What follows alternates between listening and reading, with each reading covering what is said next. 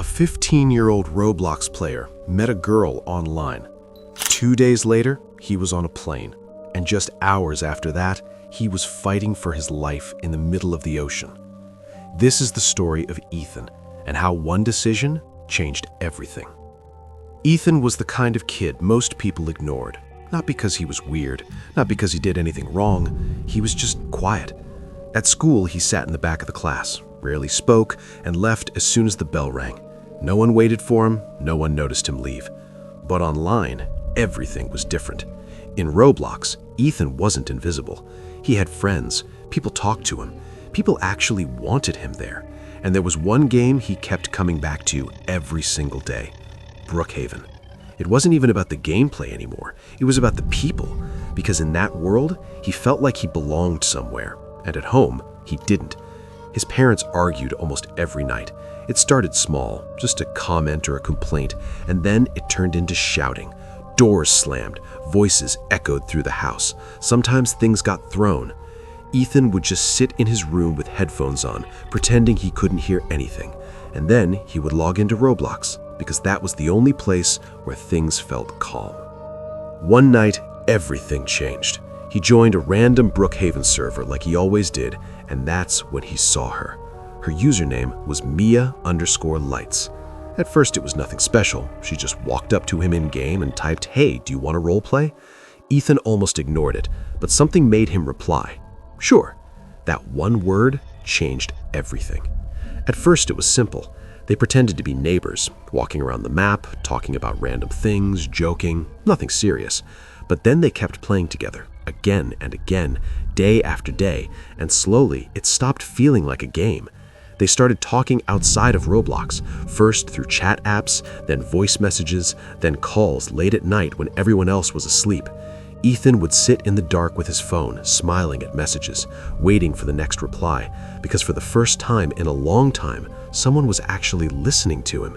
Mia would say things like, "You're the only person who understands me," and Ethan believed it. She told him about her life, about how she felt alone, about how nobody cared about her, and Ethan told her everything too. Things he never told anyone in real life, not his parents, not people at school, everything. And that's when things started to change, because what started as a game slowly became something real, something much bigger than Ethan understood. He started spending less time outside, stopped answering messages from classmates, ignored homework, ignored everything except her.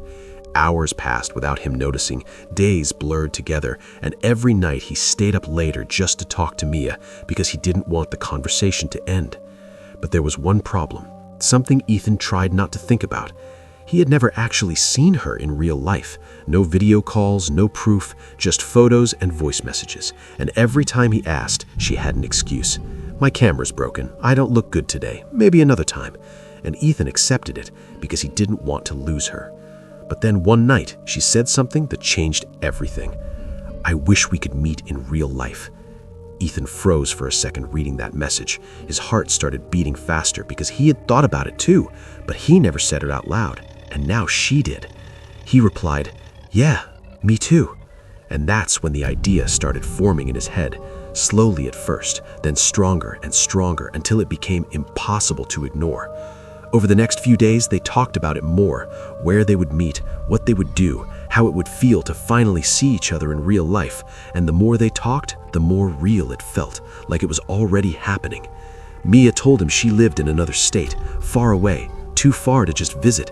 And that's when Ethan realized something. If he wanted to see her, he would have to go to her. At first, it sounded crazy, impossible, something only adults could do. But the idea didn't go away. It stayed in his mind, growing every day, every hour, until it became the only thing he could think about. At school, he couldn't focus. At home, he barely spoke. He just sat there, planning, imagining, dreaming about that moment when he would finally meet her, when everything would finally feel real. And then, one night, lying in bed, staring at his phone, he made a decision that would change everything. He opened a browser, searched for flights, typed in the destination she gave him, and saw the price. It was expensive, way more than he had. And for a moment, reality hit him. He couldn't do it. It was impossible. But then another thought came into his head, a dangerous one, something he knew was wrong, something he knew could get him in serious trouble. But he couldn't stop thinking about it, because he knew where his parents kept money. And for the first time, he actually considered taking it. Because he knew where his parents kept money. And at first, he told himself it was just a thought, nothing more. But the idea didn't leave. It stayed there, repeating in his head over and over again until it didn't feel crazy anymore. It started to feel like the only option. The next day, he couldn't stop thinking about it. Every time he saw his parents, he felt guilty. But at the same time, he felt desperate because Mia was there, waiting, talking about meeting him, about finally being together in real life. And Ethan didn't want to lose that. That night, when the house was quiet and everyone was asleep, he got up slowly, his heart beating so loud it felt like it would wake the whole house. He walked into his parents' room, stood there for a few seconds, hesitating, telling himself to stop, to go back, but he didn't. He opened the drawer, saw the wallet, and for a moment his hands froze. This was the point where he could still turn around, but instead he took the money. The next morning, nothing happened. No one noticed, and that made it easier. The second time, he took more. The third time, even more, until he had enough to make the idea real. And that's when everything started moving fast. He booked the ticket, entered the details, pressed confirm, and just like that, it was done. There was no going back anymore. The flight was in 2 days. 2 days until he would meet someone he had never seen in real life. 2 days until everything would change. But things were already starting to fall apart. His parents noticed money was missing. Questions started, voices raised again, arguments turned louder than ever. And this time, it was about him. "Did you take it?" his mother asked, looking straight at him. And Ethan did what he always did. He said no. He denied everything. But something in his voice gave him away. The tension in the house became unbearable. His father checked everything. His mother kept asking questions, and Ethan felt like he was trapped. But instead of stopping, he just waited. Because in his mind, none of that mattered anymore. All that mattered was getting on that plane. The night before the flight, he barely slept. He kept checking his phone, rereading Mia's messages, imagining the moment they would finally meet. She told him she couldn't wait, told him this would be the best day of their lives, and Ethan believed every word. Early in the morning, before anyone woke up, he packed a small bag, took what was left of the money, and quietly walked out of the house. He didn't leave a note, didn't send a message, nothing. He just left. At the airport, everything felt surreal. People walking around, announcements echoing, lights everywhere, and Ethan standing there alone, a 15-year-old kid about to board a plane by himself.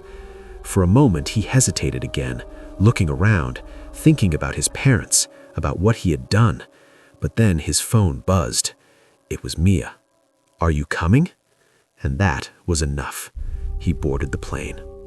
At first, everything felt normal. He sat by the window, looking outside, watching the ground slowly disappear, his heart racing, but also excited. This was it. This was the moment he had been waiting for. For the first hour, everything was calm. Passengers relaxed, some sleeping, some watching movies. Ethan just stared out the window, imagining the future, imagining meeting her, imagining everything finally making sense. But then, something changed. At first, it was small, a strange noise, a slight shake, something most people would ignore. But then, it got worse. The plane started to vibrate harder, lights flickered, people looked around confused. And then the announcement came, the pilot's voice tense, saying there was a problem. Panic spread instantly. The plane dropped suddenly. Screams filled the cabin. Oxygen masks fell from above. People grabbed onto anything they could, and Ethan froze. He didn't understand what was happening. This wasn't supposed to happen. This wasn't part of the plan. The plane kept losing control, shaking violently, people crying, praying, shouting. And in that moment, nothing else mattered anymore. Not Mia, not Roblox, not anything. Just survival. just fear. The pilot tried to stabilize the plane, but it wasn't enough. Within minutes, everything went from bad to worse. The plane was going down, fast. The impact was brutal. A deafening crash, metal tearing apart, water rushing in everywhere, chaos, darkness, screams cut off instantly. Ethan was thrown forward, hitting something hard, everything spinning. He couldn't breathe, couldn't see, just cold water filling everything around him. For a moment, he thought that was it, that it was over. But somehow he managed to move, instinct taking over.